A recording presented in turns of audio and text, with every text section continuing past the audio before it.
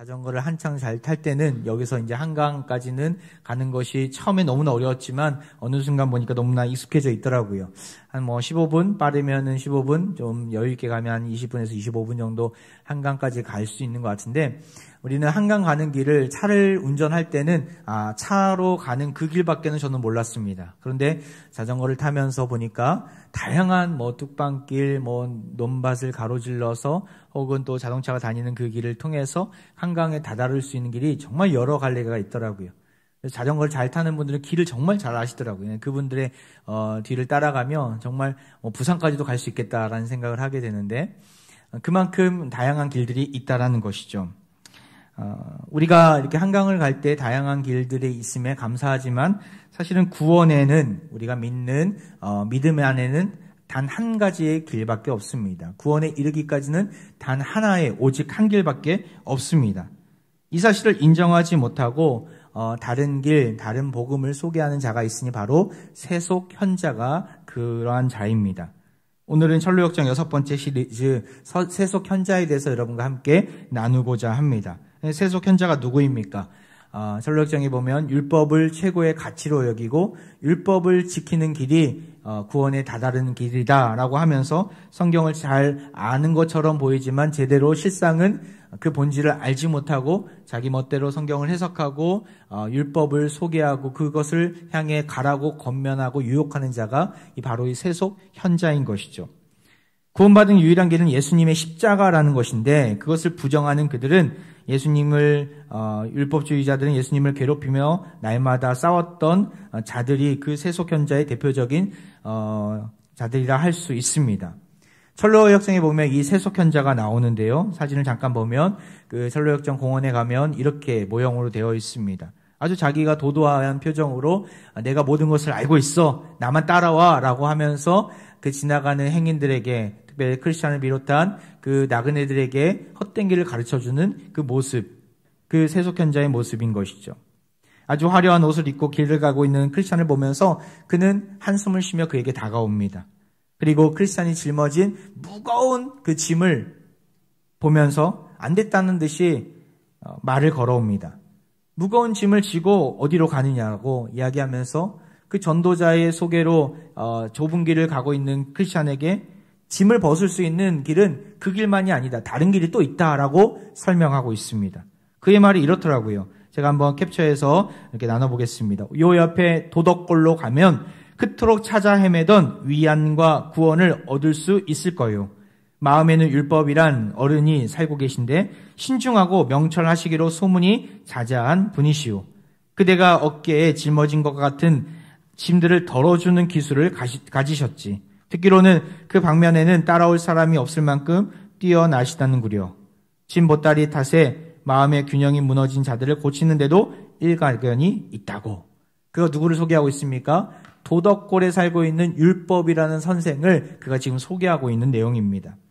크리스찬에게 그를 소개하면서 나아갈 때 크리스찬은 어땠을까요? 단호하게 거절했을까요? 안타깝게도 크리스찬도 사람인지라 또 믿음이 연약한지라 그의 말에 혹하게 됩니다. 그의 마음이 흔들렸죠.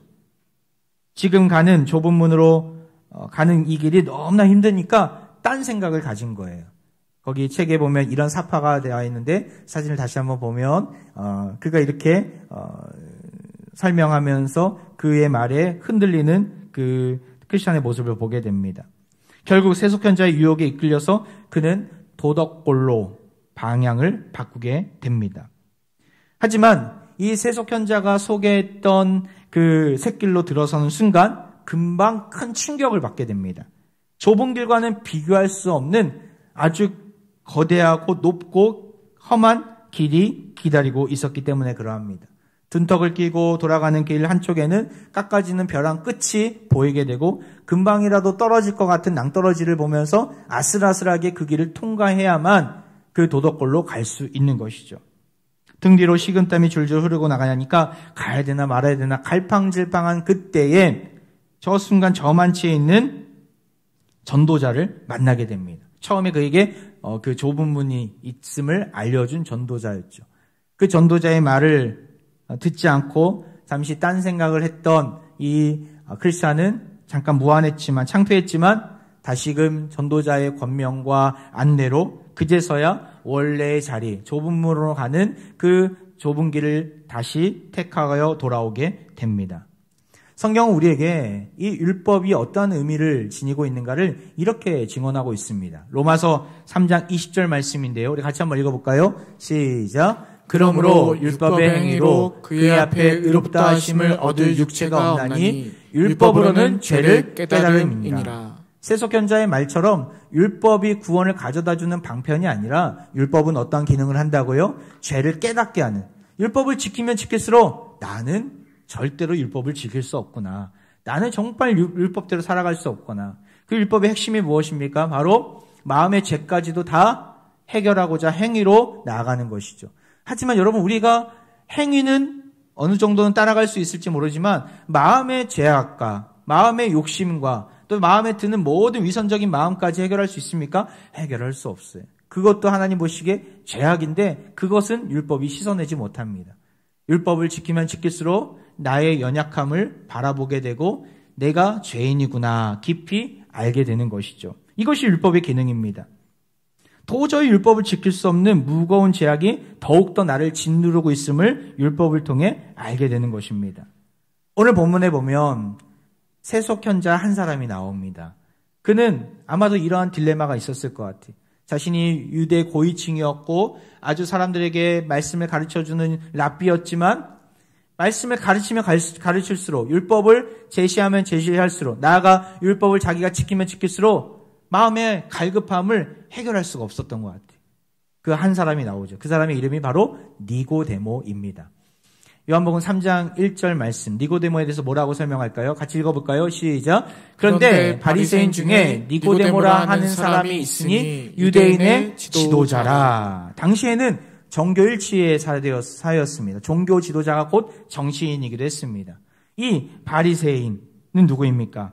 바로 유대인의 최고 중앙 의결기구였던 그 또한 재판소였던 사네드린 공의회가 있었는데 거기에 소속된 의원이기도 했습니다. 한마디로 율법을 철저히 지키면서 온갖 지위를 누리고 일단 명예를 가진 부족함이 없는 자가 이 니고데모였습니다. 그럼에도 앞서 말씀드렸듯이 그에게는 해결하지 못한 갈급함이 있었던 것 같아요. 율법으로는 거듭남의 기쁨을 누릴 수 없다는 것을 뼈저리게 또한 가슴 깊이 느끼고는 어떻게 하면은 율법을 지키며 구원을 받을 수 있을까? 혹은 다른 길은 없을까? 그런 마음으로 예수님을 찾게 되는 것이죠. 인류 역사상 도 닦은 인물 중에서 위대하다고 할 수 있는 석가모니가 있지 않습니까? 근데 석가모니도 이런 얘기를 했어요. 선생님, 인간이 누구입니까? 석가모니에게 그 제자들이 인간이 누구냐고 물어봤을 때 석가모니가 이렇게 대답했다고 합니다. 인간은 똥이 들어있는 가죽 주머니다. 인간은 똥이 들어있는 가죽 주머니다. 무슨 말입니까? 그가 돌을 닦으면 닦을수록 해탈의 경지에 이르면 이를수록 나에게는 선한 게 없구나. 더러운 것이 가득하구나. 아마 그가 그렇게 깨닫게 된 것이겠죠. 아무리 위대하다고 하는 석가모니도 자신을 살펴보니까 선한 게 보이지 않음을 알게 된 것입니다. 여러분 그렇습니다. 우리 안에는 선한 것이 없어요. 우리 안에는 연약함밖에 없습니다. 모든 죄악들이 우리를 옥죄고 고통을 안겨다 줄 뿐입니다. 우리가 그것을 인정해야, 우리가 그것을 인식해야 주님이 보여주시는 길을 걸어갈 수 있습니다. 주님을 찾을 수 있다는 거예요. 이것을 인정하지 않고 이것을 고백하지 않는다면 주님이 나의 인생의 해결 책임을 구하지 않습니다. 왜냐하면 나에게도 소망이 있다고 착각하기 때문에. 내가 소망이 없고 나에게는 선한 것이 없고 나에게는 도저히 빠져나올 수 있는 구멍이 없다라고 인식하는 그 순간 소망이 있는 주님을 바라볼 수 있는 것이죠. 유일한 해결책이 되신 주님을 만날 수 있는 것이죠. 혹시 이 자리에 여러 인생의 위기로 또한 내 마음에 해결하지 못한 갈급함으로 나온 자들이 있습니까? 오늘 말씀을 통해서 나의 인생의 해결책이신 유일한 해결책이신 주님을 바라보는 그 믿음의 눈이 열리기를 바랍니다. 나는 연약하지만 나는 소망이 없고 더러운 것들이 내 안에 가득하지만 주님이 나에게 찾아와 주셨고 먼저 손을 내밀어 주셨고 그 놀라운 십자가의 사랑을 알게 해주셨기에 내가 이 자리에 있습니다. 믿음으로 고백하며 나아갈 때 놀라운 길이 열릴 것입니다. 바리새인 이 니고데모, 다행히도 주님을 만날 수 있는 기회를 얻게 됩니다. 단번에 자신의 갈급함을 씻어낼 수 있는 기회였죠. 2절의 말씀 같이 읽겠습니다. 시작. 그가 밤에 예수께 와서 이르되 라삐여 우리가 당신은 하나님께로부터 오신 선생인 줄 아나이다. 하나님이 함께 하시지 아니하시면 당신이 행하시는 이 표적을 아무도 할 수 없음이니이다. 성경을 볼 때 우리는 시간을 잘 봐야 됩니다. 언제 만났는가, 때를 잘 봐야 합니다. 지금 니고데모가 예수님을 언제 찾아가게 됩니까? 밤에 찾아왔다고 합니다. 밤에 예수께 왔다고 합니다. 왜 밤에 왔을까요? 무더운 태양볕이 있는 중동 집안이기 때문에 밤에 찾아온 것일까요? 그럴 수도 있겠지만 이 밤에 찾아왔다는 것은 두 가지 의미가 있습니다. 바로 사람들의 시선을 두려워했다라는 것이죠. 사람들로부터 피해 다니기 위해서 몰래 주님을 찾았다는 의미가 담겨져 있습니다. 자신은 바리새인이고 지도자인데 족보도 모르고 율법 지도자들과 계속해서 갈등을 일으키는 예수님께 찾아갔다는 자체가 사람들로부터 손가락질을 당할 수 있고 자신의 명예가 깎여 내려질 수 있기 때문에 결코 일상적이거나 자연스러운 일이 아니었기 때문에 밤에 찾아간 것이죠. 그럼에도 밤에 찾아왔다는 것은 또한 어떤 의미가 담겨져 있습니까? 그의 영적인 상태가 밤과 같이 지금 어둡다라는 거예요. 지도자고 말씀을 가르치는 자이고 하나님의 말씀 율법대로 살아가는 그 누구보다도 가장 앞서서 나아가는 자였지만 그의 마음은 어두워질 대로 어두워진 것이죠. 이 밤에 밝은 빛이 내는 그 예수님을 찾아가 참된 구원의 소망을 얻고자 나아간 것이죠. 그때 예수님은 그를 만나자마자 또한 그의 말을 듣자마자 그의 가장 가려운 부분을 긁어주십니다. 3절에 나오죠. 예수께서 대답하여 이르시되 진실로 진실로 내게 이르노니 사람이 거듭나지 아니하면 하나님 나라를 볼 수 없느니라. 다짜고짜 그에게 거듭남이라는 것을 알려주십니다. 그 비밀을 알려주십니다. 왜 그렇을까요? 바로 니고데모의 마음을 꿰뚫었기 때문에 그가 지금 무엇으로 인해서 고난당하고 있고 고통 중에 있는지, 그가 무엇으로 인해서 지금 공고함 가운데 있고 갈급한지를 아시기 때문에 사람이 거듭난다, 그것의 의미를 설명해 주고 계십니다. 예수님이 말씀하신 이 거듭남의 의미가 무엇일까요? 문자 그대로 거듭난다라는 것은 위로부터 다시 태어난다, 다시 일어난다라는 의미가 담겨져 있습니다. 니고데모는 열심히 율법을 지키고 살고 있지만 결코 하나님의 나라를 들어갈 수 있는 자가 아님을 예수님은 직시하고 그것을 말씀하고 계십니다. 그래서 니고데모는 이해가 되지 않는 거예요. 거듭난다는 의미가 무엇입니까? 율법에서는 도저히 가르쳐 주고 있지 않은데 다시 엄마 뱃속에 들어가는 것입니까? 내가 다시 아기가 되는 것입니까? 이런 이야기를 하고 있어요. 니고데모가 아무리 말씀을 잘 안다 하더라도 그에게는 율법이란 거대한 산이 가로막혀 있기 때문에 하나님의 의도, 하나님의 사랑을 그는 알지 못했어요. 구원받는 길조차도 알지 못하는 그의 연약한 모습을 우리는 보게 됩니다. 우리도 마찬가지지 않습니까? 아무리 신앙생활을 오랫동안 했던 분들이 있습니까? 그건 중요하지 않아요. 내가 지금 이 순간 거듭났는가? 이 순간 하나님 나라에 들어갈 수 있는가? 하나님 나라를 경험할 수 있는가? 이것이 중요합니다. 여러분 어떻습니까? 정말 거듭나셨습니까? 정말 주님의 자녀로서 살아가고 계십니까? 니고데모는 답답했습니다. 예수님의 말이 이해가 되지 않았어요. 다시 묻습니다. 4절에 니고데모가 이르되 사람이 늙으면 어떻게 날 수 있사옵나이까? 두 번째 모태에 들어갔다가 날 수 있사옵나이까? 감사하게도 예수님은 그 답답한 마음을 아시고 거듭남의 방법을 알려주십니다. 5절 말씀인데요. 우리 같이 읽겠습니다. 시작. 예수께서 대답하시되 진실로 진실로 내게 이르노니 사람이 물과 성령으로 나지 아니하면 하나님의 나라에 들어갈 수 없느니라. 물과 성령으로 거듭나야 된다, 이렇게 말씀하고 있어요. 이게 무슨 의미일까요? 물과 성령으로 거듭나야 된다. 우리가 처음에 교회에 나왔을 때를 한번 기억해 보세요. 혹은 어렸을 때부터 교회를 다녔지만 주님을 인격적으로 만난 경험을 어느 순간 했다면 그때를 한번 기억해 보세요. 그때는 처음에 너무나 어색했을 것입니다. 잘 이해가 되지 않았을 거예요. 내가 교회를 왜 나가야 되는가? 왜 예배를 드려야 되는가? 근데 예수님을 만난 순간, 어느 순간 내 마음 가운데 하나님의 말할 수 없는 구원의 감격이 임한 거예요. 예배를 드릴 때마다 눈물이 나고 하나님의 그 은혜가 얼마나 감사한지 이것을 경험했던 그 순간이 있었을 것입니다. 내가 죄인이었구나. 내게 소망이 없었구나. 그 죄인을 구원하시기 위해 하나님이 먼저 나를 찾아와 주셨구나. 그 하나님의 놀라운 사랑, 그 예수 그리스도의 십자가의 놀라운 은혜를 내 안에서 받아들인 것이죠. 여러분, 거듭남의 비밀은 여기에 있습니다. 물과 성령으로 나아야 된다는 말은 하나님께서 그 마음을 열어주시고 성령님을 보내신다라는 겁니다. 성령님이 이 땅 가운데 오시면, 성령님이 내 삶 가운데 임하시면, 성령님이 내 마음 가운데 함께 하시면 내가 거듭남의 놀라운 역사를 경험하게 된다는 것입니다. 다시 말해서 이것은 나의 노력이 필요한 것이 아님을 지금 이야기하고 계신 거예요. 내 노력의 1%도 필요한 것이 아님을 이야기하고 계신 거예요. 하나님이 은혜를 주셔야, 하나님이 네 마음 가운데 성령님을 보내어 주셔야 네가 거듭날 수 있음을 예수님이 말씀해 주시는 것이죠. 니고데모는 이해가 되지 않았던 것 같아요. 그래서 예수님은 두 가지 비유를 통해서 그에게 다시금 이해를 시키는데, 먼저는 바람에 대한 내용을 이야기하십니다. 8절 말씀인데요. 바람이 임의로 불매 네가 그 소리는 들어도 어디서 와서 어디로 가는지 알지 못하나니 성령으로 난 사람도 다 그러하니라. 여러분, 바람을 볼 수 있는 분이 계십니까? 나는 바람을 볼 수 있다. 바람을 볼 수 있는 분은 없어요. 지금 여기에 히터가 나오고 있어요. 따뜻하게 하려고. 근데 히터가 보입니까? 히터 기계를 보는 게 아니라 히터에 나오는 바람이 보입니까? 안 보이죠.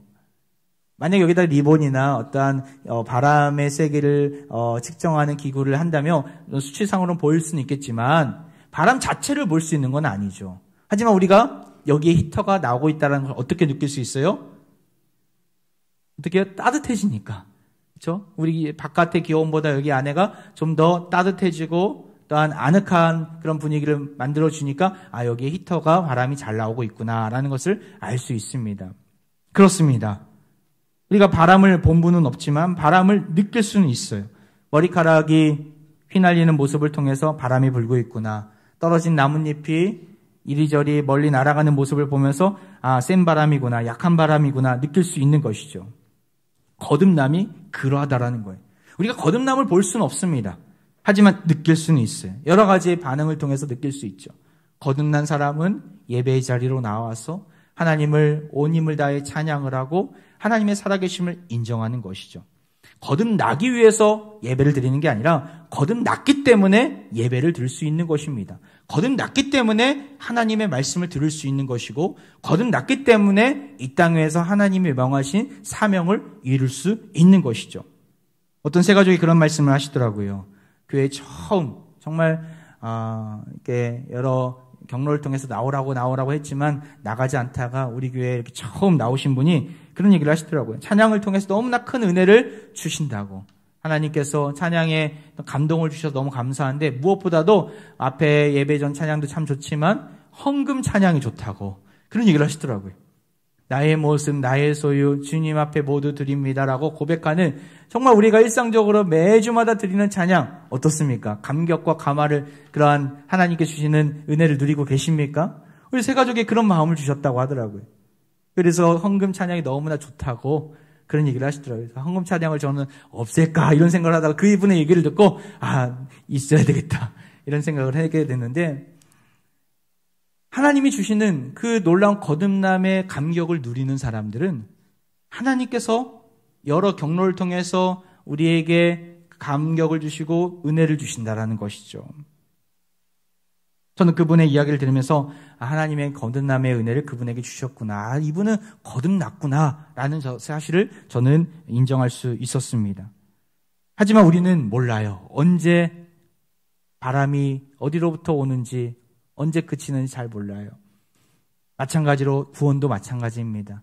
구원이 언제 임했는지 모릅니다. 물론 바울과 같이 다메섹 도상에서 주님을 어느 순간 말할 수 없는 사건을 통해서 경험한 사람들은 내가 언제 주님을 만났습니다라고 고백할 수 있지만, 대부분의 우리의 사람들은, 우리 믿는 성도들은 구원이 언제 임했는지 몰라요. 그런데 이단 중에 구원파는 구원이 몇 날, 몇 시, 몇 분에 임했는지를 우리에게 물어봅니다. 사람들마다 모르잖아요. 그러면 당신 구원받지 못했습니다라고 이야기를 해요. 이게 잘못된 것이죠.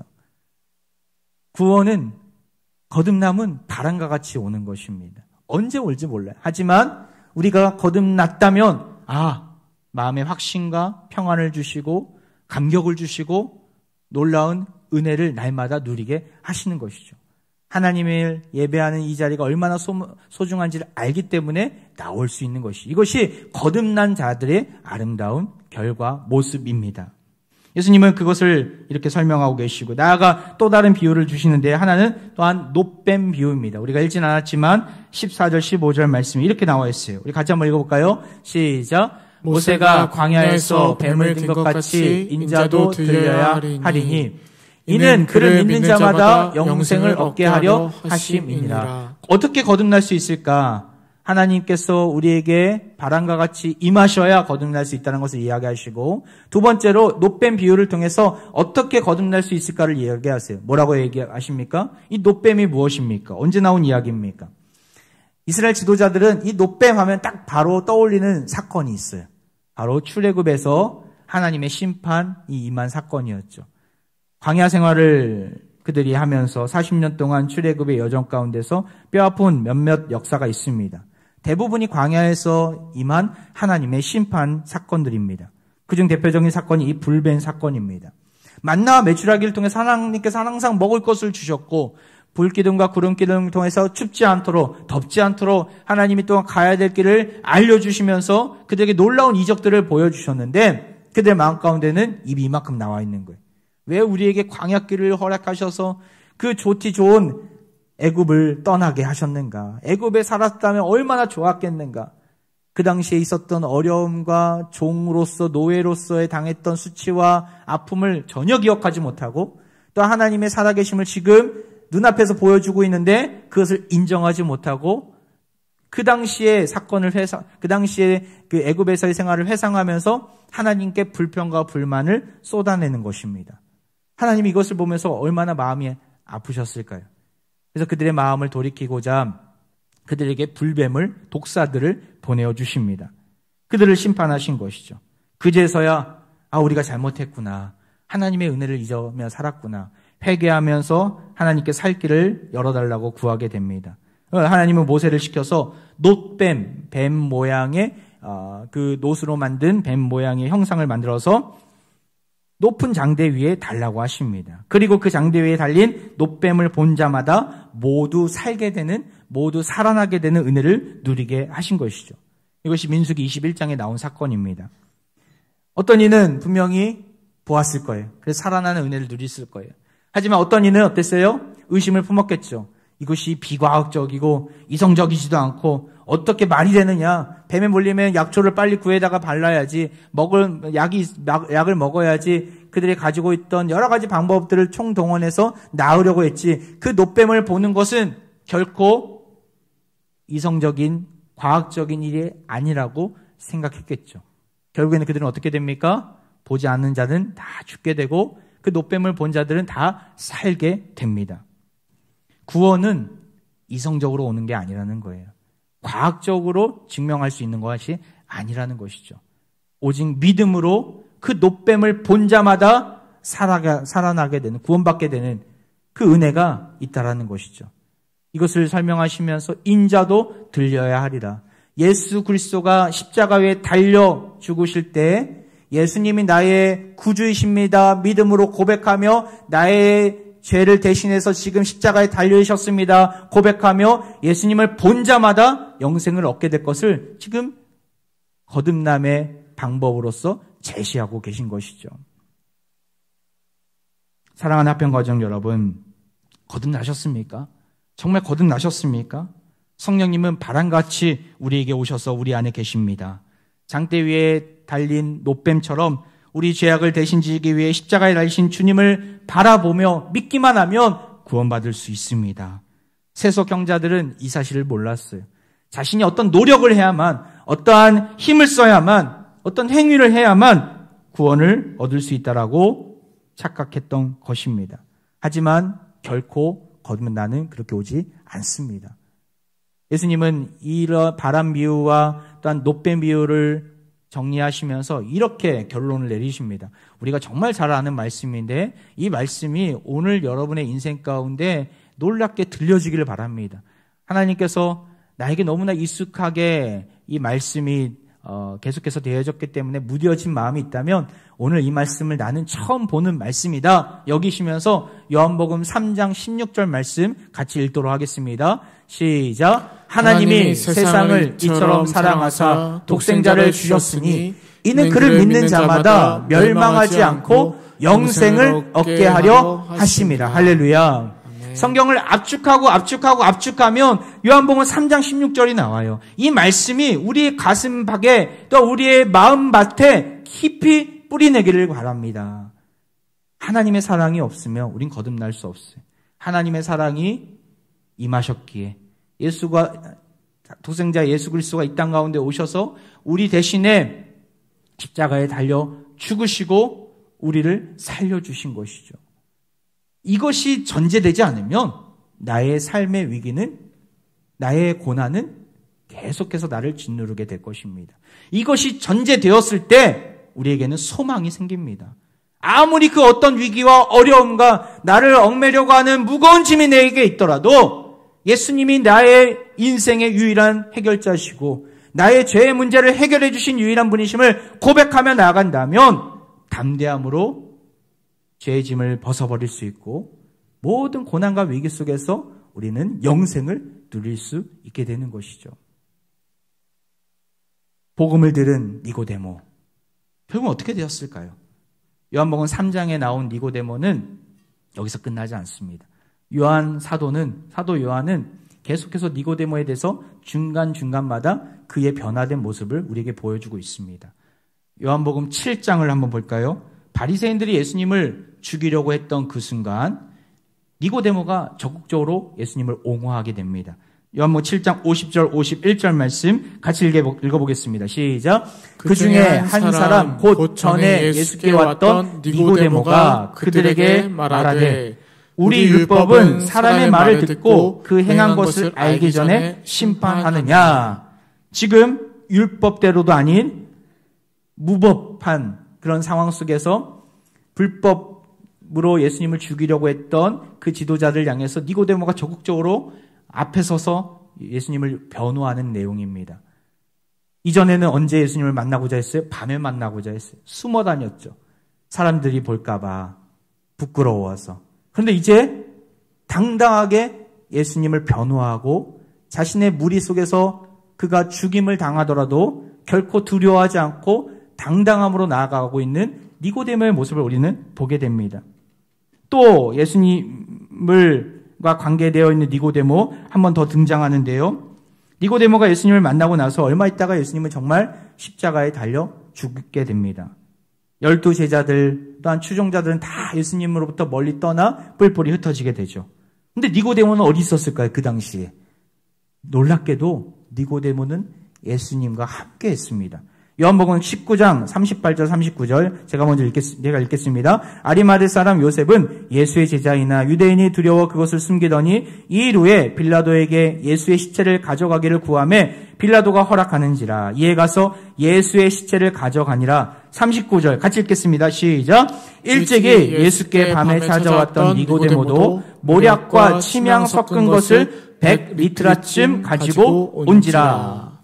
아리마대 요셉과 함께 예수님의 장례를 치렀던 한 인물이 나와요. 바로 우리가 아까 보았던 요한복음 3장에 나왔던 니고데모인 것이죠. 그가 예수님을 장례를 치르기 위해서 뭐를 쓰게 됩니까? 모략과 침향. 이 침향이라는 말은 성경 전체에서 여기만 나오는 물품입니다. 이건 왕의 장례 때나 치러든 매우 값비싼 물품입니다. 아주 희귀하고 고귀하다라는 것이죠.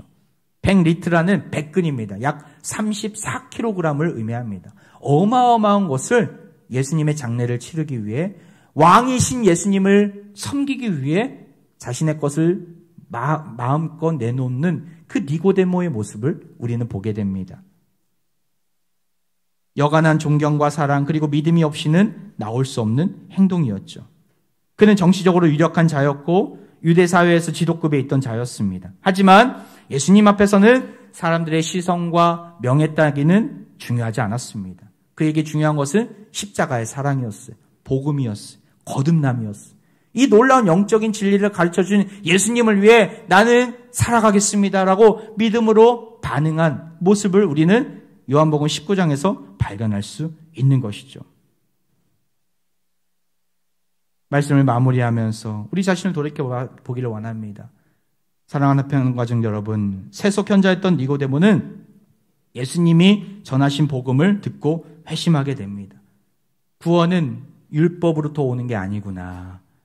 오직 하나님의 사랑과 하나님께서 강권적으로 나를 붙들어 주셔야 성령님을 보내주시고 또한 은혜로 나를 살려주셔야 오는 것이구나.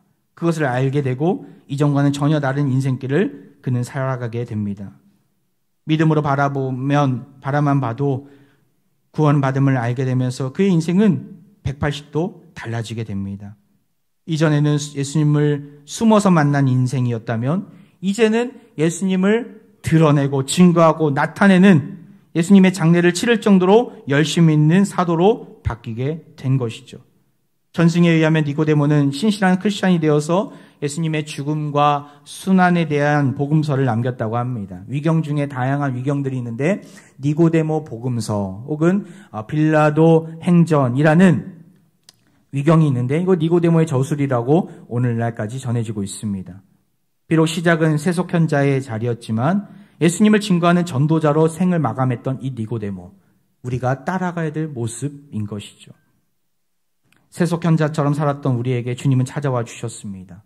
그분을 바라볼 수 있는 믿음의 시선을 열어주셨고 그 은혜와 사랑을 깨달을 수 있도록 우리의 마음을 열어주셨어요. 니고데모처럼 우리가 그 은혜와 사랑을 알았다면 어떻게 해야 합니까? 하나님 나라를 위해 살아가야 합니다. 주님의 놀라운 그 복음의 역사를 증언해야 합니다. 주변에 주님을 알지 못하는 자들에게 주님을 드러내시길 바랍니다. 주님만이 유일한 해결책이시고 당신의 무거운 짐을 내려놓을 수 있는 유일한 길이심을 나타내시길 바랍니다. 저도 이 복음에 대한 확신을 가지고 인도네시아 땅에 다시 들어가려고 합니다. 잠깐의 시간이겠지만 형제교회 우리 목회자들과 함께 가는 곳곳마다 예수 그리스도를 증거하고 오겠습니다.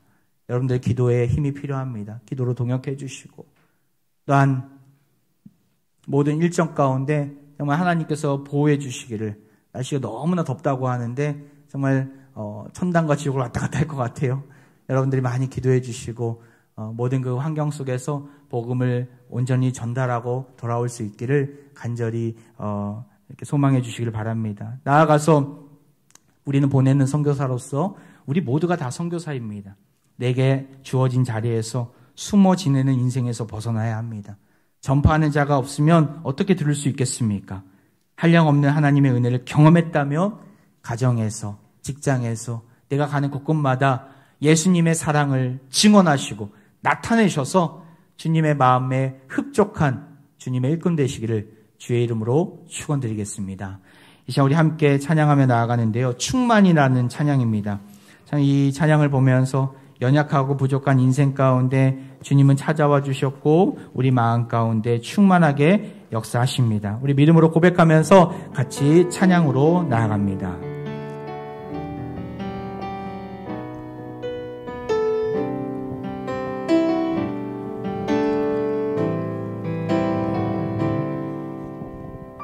무명이어도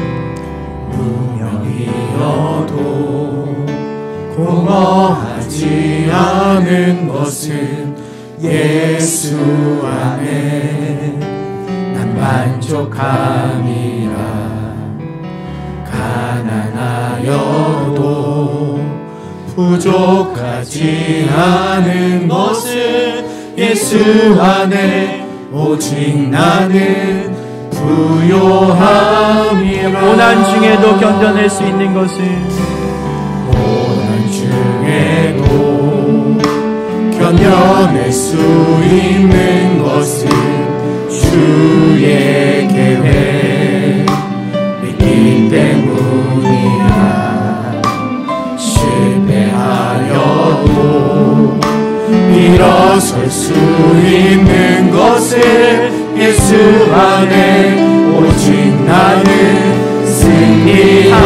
난 예수로 충만하네.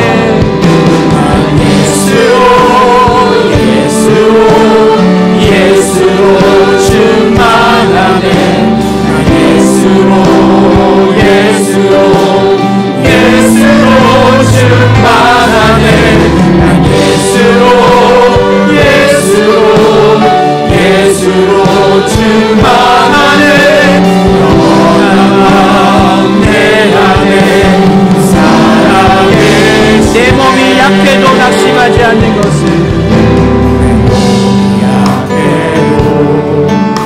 낙심하지 않는 것을 예수 안에 난 완전한. 화려한 세상 부럽지 않은 것을, 화려한 세상 부럽지 않은 것을 난 예수로 충만한. 난 예수로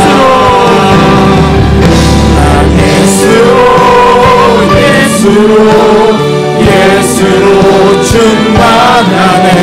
세상 모든 것들도 부럽지 않네. 난 예수로 충만하네. 영원한 왕 내 안에. 마지막으로 난 예수로 충만하네.